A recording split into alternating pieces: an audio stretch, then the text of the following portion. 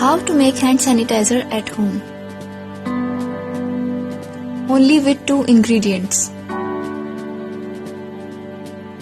aloe vera gel, Dettol.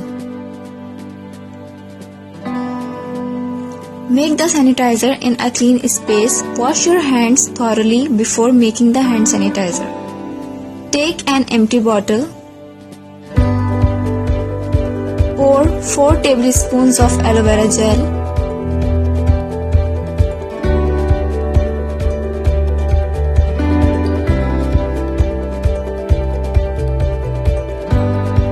Then add 2 teaspoons of Dettol antiseptic liquid.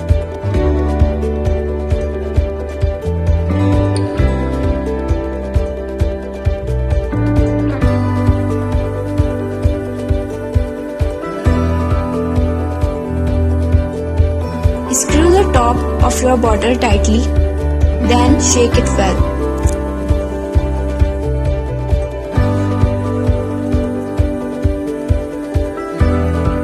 Now this is ready. Apply the sanitizer to the palm of hand. Hand sanitizer is a handy on-the-go way to help prevent spread of germs.